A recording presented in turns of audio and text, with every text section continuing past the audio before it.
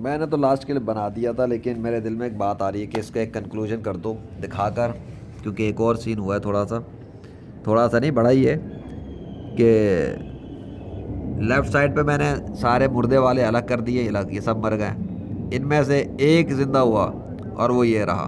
ठीक है, तो ये साहब अभी तक तड़प रहे हैं, उनका कोई सीन नहीं हुआ है। ये इन्हीं में से था, इसमें हरकत आ गई। ठीक है, और ये इस वक्त हरकत के अंदर है, थोड़ा थोड़ा सा हल्का हल्का सा भी चलता भी है, लेकिन कोई ज़्यादा तेज़ नहीं चलता, लेकिन ज़िंदा हो गया है अल्लाह के हुक्म से।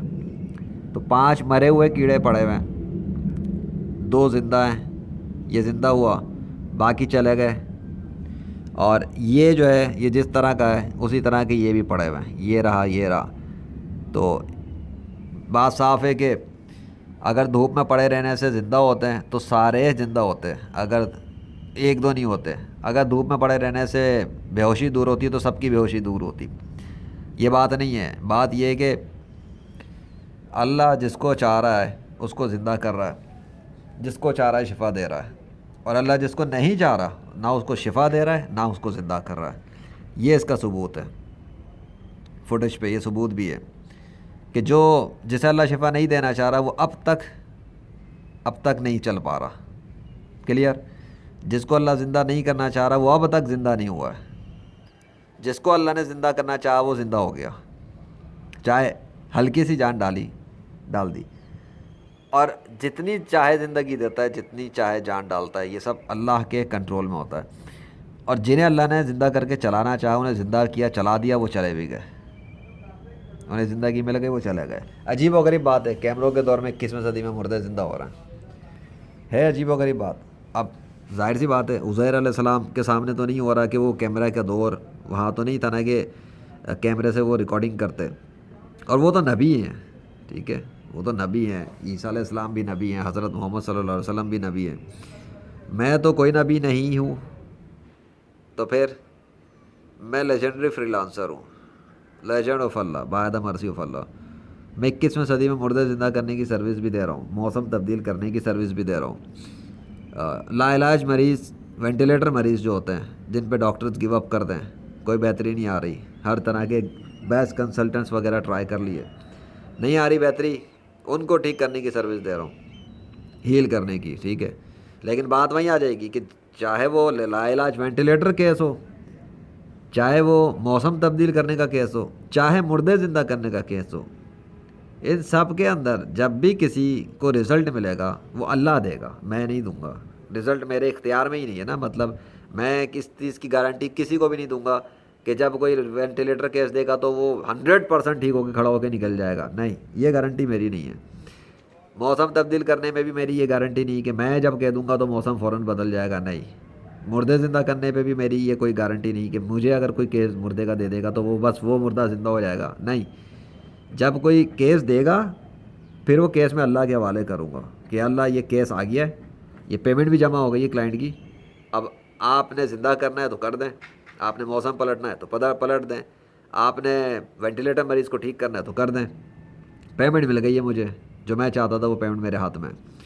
तो अल्लाह फिर जब चाहेगा तो उस क्लाइंट को उसका मतलूबा रिज़ल्ट दे देगा, मुझे मेरी मतलूबा पेमेंट मिल जाएगी। बात समझ में आ गई? ये सीधा सीधा फार्मूला, सीधा उसूल है, इसमें कोई हैंकी फैंकी नहीं है। बाकी लाइलाज वेंटिलेटर मरीज़ों के अलावा लोग पूछते हैं कि सर आप जो है ना, हमारा फ़लाँ को कैंसर है, ये है वो है, या सर दर्द है, इस तरह की बीमारियाँ हैं, इसका कोई इलाज।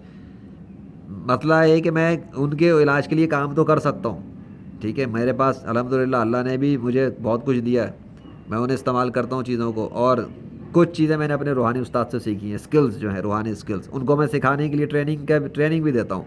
अगर कोई सीखना चाहे तो मैं सिखा भी सकता हूँ, लेकिन उसकी फ़ीस होगी, स्किल्स है मेरी, तो उसको सीख कर कोई ख़ुद भी इलाज कर सकता है। तो मैं बाकी जितने बहुत सारे केसेस होते हैं लाइलाज मरीज़ों के, लोगों के वालदेन बीमार, ये बीमार, भाई बीमार, तो मेरा तो सीधा फ़लसफ़ा है कि भाई स्किल सीख लो, खुद इलाज करना शुरू कर दो, ख़त्म। अपने वालदेन के ऊपर काम करो, अपने ऊपर काम करो, अपने क्लाइंट के ऊपर काम करो, पैसा कमाओ, सर्विस देना शुरू कर दो, स्पिरिचुअल सर्विसेज देना शुरू कर दो। फ्रीलांसिंग का तो शौक है, किसी को कॉपी राइटिंग आती है, किसी को वीडियो एडिटिंग आती है, तो ठीक है भाई, अब आप स्पिरिचुअल हीलिंग भी शुरू कर दो साथ में, बोलो कि भाई मैं वीडियो एडिटिंग सर्विसेज देता हूँ और स्पिरिचुअल हीलिंग सर्विस भी देता हूँ। अब दूसरा पूछेगा तो इसे एक्सप्लेन कर दो, लेकिन अगर किसी ने कैरियर शुरू करना है फ्रीलांसिंग में कि कौन सी स्किल से शुरू करें, एक ही पकड़नी है और उसमें ही मास्टर बनना है, तो मेरे जहाँ तक मैं बता सकता हूँ टू बी ऑनेस्ट वो ये कि एक मिनट, हाँ ये चल ही रहा है ठीक है ना। तो वो यही है कि भाई लाइलाज मरीजों को ठीक करने की सर्विस स्किल से बेहतर स्किल तो अभी मुझे तो कोई नज़र नहीं आई है, क्योंकि टू बी ऑनेस्ट बात बताऊं, सारा बिजनेस फ्रीलांसर पैसा ही कमाने के लिए बनता है इंसान। फ्रीलांसिंग बिजनेस में पैसा ही बनाया जाता है और शॉर्टकट पैसा होता है, यानी कि अगर आपके क्लाइंट को रिजल्ट 1 घंटे में मिल गया तो आपकी पेमेंट 1 घंटे में डन। अगर क्लाइंट को रिजल्ट 5 मिनट में मिल गया, 5 मिनट में आपकी पेमेंट हो गई।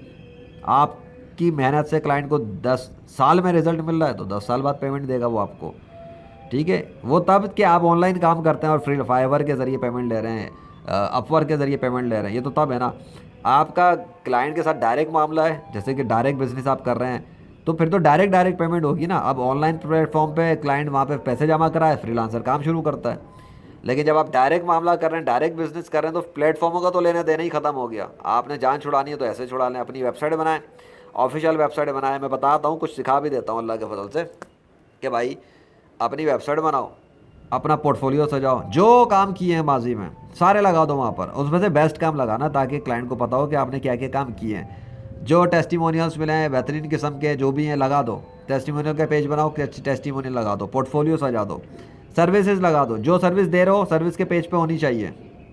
क्लाइंट लेता है नहीं लेता उसके पास चॉइसेस होनी चाहिए, ठीक है, चॉइसेस होनी चाहिए।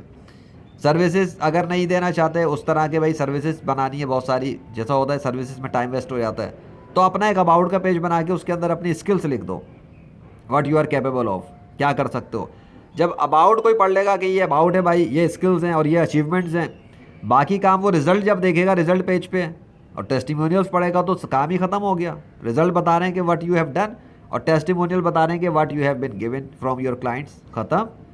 और क्या चाहिए भाई, तुम्हारे बारे में कोई जाने, तुम्हारे कामों को कोई देख ले और फिर लोग तुम्हारे बारे में क्या कह रहे हैं जिन्होंने सर्विसेज ली कभी, हो गया ना। अब उसका अगला काम रह आता है कांटेक्ट, आओ और रब्ता करो, आओ करवाना है काम तो करवाओ, पैसा दो और काम करा लो, पैसा दो काम शुरू करते हैं। फ्री में किसी का काम नहीं करना है, फ्रीलांसिंग करनी है तो फ्री में किसी का काम नहीं करना है।